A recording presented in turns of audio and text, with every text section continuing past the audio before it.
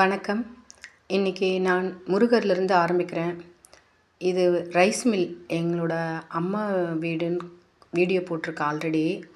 எங்கள் ஊரில் இருக்குது இது. எங்கள் ஊரில் இருக்கிற எங்களோட வீடு. இது கன்ஸ்ட்ரக்ஷன் பண்ணிகிட்ருக்காங்க இப்போ கொஞ்சம். அதனால் நான் ஃபுல் வீடியோ போட முடியல. கொஞ்சம் மேலே ரூஃப் போடுறாங்க, பின்னாடி கொஞ்சம் ஒரு ரெஸ்ட் ரூம் போடுறாங்க. அந்த வேலைங்க தான் நடந்துகிட்ருக்கு. மேலே ஒரு சின்ன ஷீட் போட்டு மூடிட்டுருக்காங்க. வீட்டில் மாடியில் வந்து ரூஃப் போடுறாங்க. ஆக்சுவலாக ஒரு சிமெண்ட் ஷீட் இருந்தது, அதை எடுத்துகிட்டு போடுறாங்க. இது வீட்டில் எதிர் சைட் ஷீட் போட்டாங்க. கொஞ்சம் வேலைங்க நடந்துகிட்ருக்கு, ஆல்டர் வேலைங்க. இது வீட்டோட பேக் சைட் பின்னாடி தெரியுது பாருங்கள், அதுதான் தொழுவம். அந்த காலத்தில் மாடு இருக்கோங்க. இது செடியோட சீடு ஒன்று எடுத்துங்க. இது என்னன்னா பவழமல்லி செடி இருக்குது பார்த்தீங்களா, அதனோட சீடு இது. இதை போட்டு பார்க்கணும் ஒரு முறை. எடுத்துகிட்டு வந்திருக்கேன் ஊருக்கு. இது பல கிளிப்பிங் இன்றைக்கி சேர்த்து வச்சு தான் ஒரு வீடியோ போட்டுட்ருக்கேன். வீட்டில் இந்த செடி அப்படியே சாஞ்சிடுச்சுங்க, எடுத்துகிட்டு வர முடியல. நான் காரில் வந்தேன், ஆனால் ஊர்லேருந்து திருத்தணி வரையும் பஸ்ஸில் தான் வந்தேன். என்னால் அந்த செடியை எடுத்துகிட்டு வர முடியல. நிறைய செடிங்க இருக்குது, அதை எடுத்துகிட்டு போய் வதங்காமல் வீட்டில் இந்த வெயில் காலத்தில் வைக்கிறது கஷ்டம்தான். இது நம்ம வீட்டோட பேக் சைடு. நான் ஆல்ரெடி ஒரு வீடியோவில் காமிச்சிருப்பேன். மாதுளஞ்செடி, சாத்துக்குடி செடி இருக்குது. ஒரு 2-3 வெரைட்டியாக செம்பருத்தி செடி இருக்குது. இப்போ கொஞ்சம் வேலைங்க நடக்கிறதுனால டஸ்ட்டாக இதுவாக இருக்குது அந்த இடம். கொஞ்சம் அதெல்லாம் முடிஞ்ச பின்னாடி தான் கொஞ்சம் க்ளீனாகி நல்லா இருக்கும். அதெல்லாம் தண்ணி போட்டு செடிங்களுக்கு நல்லா இருக்கும். கொஞ்சம் மழையும் பெஞ்சால் செடிங்க நல்லா வரும். இது மாதுளஞ்செடி. இது செம்பருத்தி செடி இருக்குங்க. நான் நிறைய எடுத்துகிட்டு வந்திருக்கேன், ஆனால் அந்த செடி எனக்கு வரவே மாட்டேங்குது. இது மாஞ்செடி. நான் ஆல்ரெடி இதெல்லாம் வீடியோவில் காமிச்சிருப்பேன் உங்களுக்கு. இது பாருங்கள், இது ஒரு ரெஸ்ட் ரூம் பின்னாடி போடுறாங்க. வீட்டு உள்ளே இருக்குது, வெளியிலே இருக்கணும். ஏன்னா வில்லேஜில் வெளியில் தான் இருக்கோம். நாங்கள் வெளியில் இருந்தது க்ளோஸ் பண்ணிட்டோம். அது ஏன்னா வாஸ்து சரியில்லைன்றதுனால இப்போ வாஸ்துப்படி ஒன்று போட்டுட்ருக்கோம். அங்கே எனக்கு ரொம்ப த்ரோட் இன்ஃபெக்ஷன், கோல்டாக இருந்ததுங்க. அதனால தான் அம்மா வீட்டில் ஒரு வாரம் கூட என்னால் இருக்க முடியல. இது எங்கள் தொழுவன்னு சொன்னேன் பார்த்தீங்களா, மாடு கட்டு வைக்கிறதுக்காக அப்பா பண்ணது இது. அது உள்ள வேஸ்ட்டான சாமானெல்லாம் போட்டு வச்சுருக்கு. இந்த இரும்பில் ட்ரம் மாதிரி தெரியுது பார்த்தீங்களா, அது என்ன தெரியும்னா நெல் கொட்டு வைக்கிற ஒரு பெரிய, அது 2 ஒன்றா சேர்த்து இருக்கும். ஒரு 2 ஆள் உயரத்தில் இருக்குங்க, இல்லை 1.5 ஆள் உயரம் இருக்கும் நிச்சயமாக. இதில் நெல் போட்டு வைப்பாங்க சேவிங்ஸ் பண்ணுறதுக்கு. இந்த ஒரு பலகை இருக்குது பார்த்திங்களா, இது கிராமஃபோன்னு சொல்லுவாங்க. அதனோட மேல் பக்கம் இருக்கிற இது பாருங்கள், டஸ்ட்டாக இருக்குது. இது எங்களுக்கு தெரியவே தெரியாது. அந்த காலத்து தாத்தா காலத்துது இது. எங்கள் காலத்தில் டேப் ரிகார்டர் இருந்தது, அது கூட இப்போ அப்படி தாங்க போயிடுச்சு. அதெல்லாம் அப்போ ரொம்ப ஆர்வமாக இருக்கும். இது ஒர்க்கிங் கண்டிஷனில் இல்லை, எப்படின்னும் எனக்கு தெரியாது. நாங்கள் யூஸ் பண்ணியும் பார்த்ததில்ல. இது யாருக்குறையும் 50 வருஷமாக இருக்குங்க. அந்த பிளேட் இருக்குது பாருங்கள், கிராமஃபோன் பிளேட், அதெல்லாம் கூட இருக்குது. அது அந்த முள் அது மேலே பட்டு பாட்டு வரும், நான் பார்த்துருக்கேன். ஆனால் இது ஒர்க் ஆகி நான் பார்த்ததில்ல. ஏன்னா யாரும் அதை சரி பண்ணி பார்த்ததில்ல. யாருக்கும் இன்ட்ரெஸ்ட் இல்லை. இப்போல்லாம் பாட்டு கேட்குறதுக்கே இன்ட்ரெஸ்ட் இல்லை. இது கொஞ்சம் க்ளீன் பண்ணி ஷோவாக வைப்பாங்க சில வீட்டில். ஒரு புனல் மாதிரிலாம் இருக்கும். அந்த புனல் இல்லை, இந்த கட்டமான பாக்ஸ் தான் இருக்குது நம்ம வீட்டில். நான் கையில் சுற்றிட்டுருக்கேங்க இதை. இது யாராவது பார்ப்பாங்களான்னு தெரியல எனக்கு. இந்த மாதிரி ஒரு விஷயம் இருக்கிறதே நிறைய பேருக்கு தெரியாது இப்போல்லாம். நாங்களே இதை யூஸ் பண்ணி பார்த்ததில்லைங்க. இப்படி பாருங்கள், உடஞ்சி கிடக்குது. ஆனாலும் வீட்டில் அப்படியே ஒரு தொழுவத்தில் ஒரு பக்கம் வச்சுருக்காங்க இதை. இது நம்ம அந்த ரைஸ் மில் இருக்குது. நான் first snap rice mill add பண்ணியிருப்பேன். அங்கே நெல் காய வைப்பாங்க. இப்போ பண்ணுறதில்ல, ஒரு 15 இயர்ஸாக. அந்த நெல் தள்ளுறதுக்காக அந்த இது இப்போ எங்கள் வீட்டில் எங்கள் தம்பி நடவு மிஷின் நடவு பண்ணுறாருங்க. அதுக்கான பேப்பர் போட்டு அது மேலே தான் நாற்று விடுவாங்க, அப்புறம் மிஷினில் நடுவாங்க. அதுக்கான அந்த இது இருக்குது பார்த்தீங்களா, கவர் சுற்றி வர்றது தான் அந்த ரவுண்டாக இருந்தது. இது தொழுவத்தில் என்னது, அது வேஸ்ட்டான சாமானெல்லாம் போட்டு வச்சுருக்காங்கன்னு பார்த்தீங்களா. இது ஒரு கல், மாட்டு உரல். இது விசிறி போடாமல் வச்சுருக்காங்க. எல்லோரும் ஒரு வீட்டில் இருக்கணும்னு தொழுவத்தில் போட்டிருக்காங்க. இது நான் ரிட்டன் திரும்பி வரும்போது எடுத்த கிளிப்பிங். இது வந்து நாங்கள் காரில் வந்தோம் திருத்தணியிலேருந்து எங்கள் ஊருக்கு. அப்போது ஒரு என்ன ரோடு அது பேர், தச்சூர் சித்தூர் அப்படி சொல்லுவாங்க. இது ரோடு பேர் எனக்கு தெரியாது. தச்சூரும் தெரியாது, சித்தூரும் தெரியாது. இது ஒரு நேஷ்னல் ஹைவேஸ் ரோடு, எங்கள் ஊர் பக்கமாக கிராஸ் பண்ணுது. இது இப்போ வழி எங்கள் ஊரில் டவுனில் இறங்கிறதுக்கு வழி வச்சுருக்காங்க. பின்னாடி க்ளோஸ் ஆகிடும் அந்த வழி. அதனால் நாங்கள் திருத்தணிலேருந்தே இந்த மேலே ஏறிட்டோம், இந்த பிரிட்ஜ் மேலே.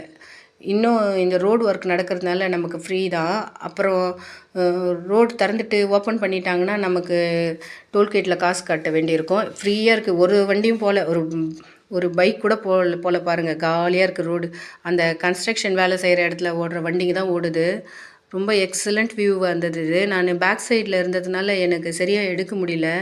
நான் என்னோடய மாமியாருக்கு கொஞ்சம் உடம்பு சரியில்லை. அவங்களுக்கு கொஞ்சம் சம் பர்சனல் இஷ்யூஸ் இருக்குது. நான் சென்னையில் இருக்கிறதுனால அவங்கள எங்கள் நாத்தனார் வீடு, அவங்க வீட்டில் எடுத்துமே விட்டுட்டு இருந்தேன் திருத்தணி பக்கம். வரும்போது அவங்களுக்காக கார் வச்சுட்டு கூட்டிகிட்டு வரோம். இல்லைன்னா நான் பஸ்ஸில் தாங்க வருவேன் பொதுவாக. அவங்க ரொம்ப வயசானவங்க, ஒரு 80 வயசு ஆகிடுச்சு. அவங்களுக்கு உடம்பு சரியில்லை, அதனால் காரில் வந்தோம். இது மேலே இந்த புது ரோடு க்ளோஸ் பண்ணியிருக்குமா, நமக்கு இறங்க முடியுமான்னே தெரியாது, டவுட்டாக இருந்தது. டிரைவர் அண்ணாவும் சொல்லிட்டு இருந்தார், பார்த்துலாம் எப்படி இருந்தாலும் இருக்கும், க்ளோஸ் பண்ணியிருக்க மாட்டாங்க அப்படின்னு.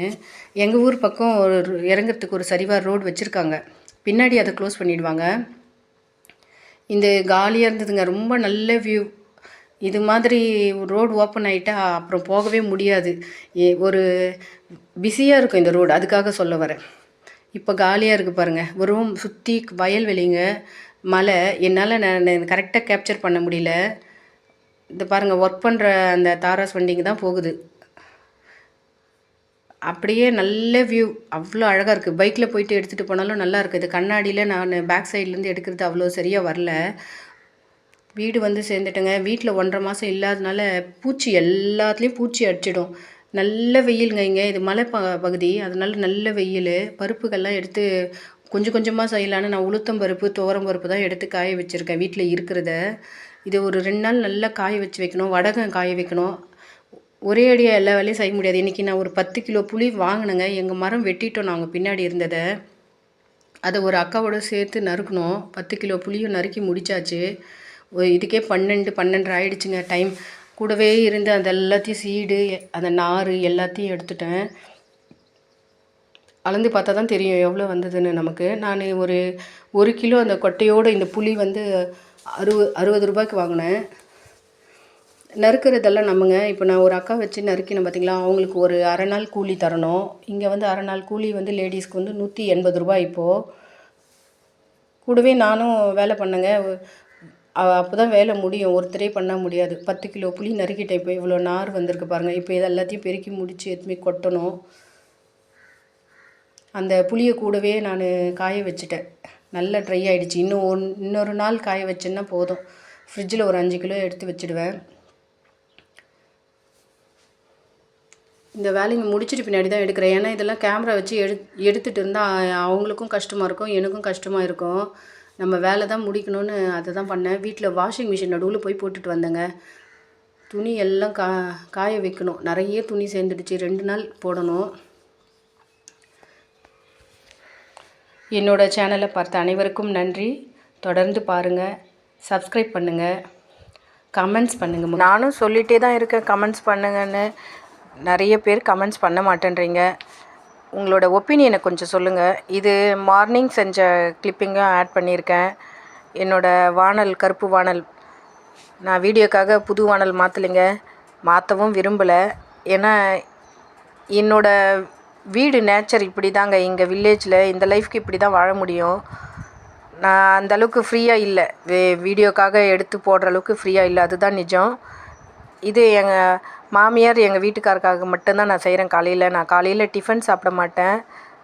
தினமும் ஒரு சட்னி செய்கிறதுக்கு கஷ்டமாக இருந்தால் நான் இது மாதிரி கடலைப்பருப்பு, உளுத்தம்பருப்பு, மிளகாய் எல்லாம் போட்டு ஒரு பருப்பு பொடி செய்வேன். இன்றைக்கி வந்து நான் வெறும் கடலைப்பருப்பு, மிளகாய் போட்டு செய்கிறேன். இது வந்து நாட்டு மிளகாய் இல்லைங்க, ஒரு நார்மல் கடையில் விற்கிற மிளகாய் தான்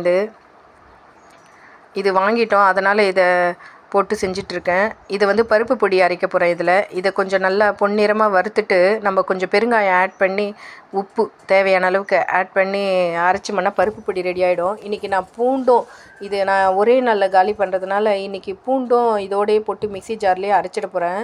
நம்ம கொஞ்சம் எக்ஸ்ட்ரா தோல் உரித்து தட்டியும் போடலாம். அது கொஞ்சம் நல்ல ருசியாக இருக்கும். கொஞ்சம் கொரப்பானா கொஞ்சம் சாஃப்டாக ரவை விட கொஞ்சம் கம்மி ஸ்டேஜ்லேயும் எடுக்கலாம். கொஞ்சம் நைஸாக எடுத்தால் கொஞ்சம் மாவு மாதிரி இருக்கும். ஒரு மிளகாய் இருக்குது பாருங்கள், இதை வச்சியும் நம்ம கொஞ்சம் கொரப்பாக அரைச்சோம்னா நல்லாயிருக்கும். பூண்டு தட்டி போட்டுக்கலாம். அப்படியும் செய்வோம் சில நேரம் நாங்கள். இந்த மாதிரி ஒரு குழம்பு எதுவுமே சட்னி இல்லைன்னா அவசரத்துக்கு இதை நம்ம செஞ்சு வச்சுட்டோம்னா எண்ணெய் காய்ச்சி ஊற்றினோம்னா ரெடி ஆகிடுங்க. இன்றைக்கி 2 பேருக்கு இட்லிக்கு இதுதான் நான் சரியாக சைட் டிஷ்ஷாக வச்சுருக்கேன். ஏன்னா நைட்டும் நாங்கள் பொங்கல் தான் வச்சோம். அதுக்கும் பொங்கல் சட்னி வச்சு தான் சாப்பிட்டது. மறுபடியும் சட்னியே வச்சா நல்லா இருக்காது. அதனால தான் இன்றைக்கி பருப்பு பொடியோடு காலை தொடங்கியிருக்கேன். கொஞ்சம் இப்போ தாங்க த்ரோட் இன்ஃபெக்ஷன் சரியாக இருக்குது. எதனா பொங்கல் சாப்பிட்டு திரும்ப வந்துடுமோன்னு பயமாக இருந்தது நைட்டே எனக்கு. இது வந்து நம்ம எண்ணெய் ஊற்றி வறுக்கக்கூடாதுங்க, ட்ரை ரோஸ்ட்டு தான். இது பொன்னிறமாக வறுத்துட்டு மிக்ஸி ஜாரில் போட்டு அரைச்சி எடுத்துட்டால் சரியாக போயிடும். பாருங்கள், நான் இன்றைக்கி கொஞ்சம் கொரப்பாக தான் அரைச்சிருக்கேன். தினமும் ஒரே மாதிரி செஞ்சால் அதே மாதிரி தான் இருக்கும். நம்ம கொஞ்சம் டெய்லி கொஞ்சம் அதில் கொஞ்சம் ஒரு மாறுபாடு கொண்டு வரணும். இது பழைய பருப்பொடியா அப்படின்னு வீட்டில் கேட்பாங்க. அதுக்காக தான் நான் கொஞ்சம் கொரப்பாகவே அரைச்சிருக்கேன் இன்றைக்கி நான் பூண்டும் போட்டு அரைச்சேன். எக்ஸ்ட்ரா பூண்டும் தட்டி போட போகிறேன். அப்போ தான் கொஞ்சம் நல்லா இருக்கும். நம்ம இப்போ பூண்டு நான் 1.5 மாதம் ஆச்சுங்க வீட்டில் வச்சுட்டு போய். நாட்டு பூண்டு நான் ஒரு வீடியோவில் போடுறேன் பாருங்கள். நான் சென்னையில் இருந்தபோது ஹைப்ரிட் ரகம் போட்டது. இங்கே வந்து நாட்டு பூண்டு 1.5 மாதமாக அப்படியே இருக்குங்க. பூண்டு காலியே ஆகலை. நான் 100 ரூபா கிலோ அந்த பூண்டு வாங்கினதுங்க இங்கே சந்தையில். நான் அந்த பூண்டை ஒரு வீடியோ போடுறேன் பாருங்கள். அப்படியே இருக்குது. அதனால தான் கொஞ்சம் எக்ஸ்ட்ரா பூண்டு போட்டு நல்லா போட்டோம்னா நல்ல ருசியாக சுவையாக இருக்கும் சாப்பிட்றதுக்கு.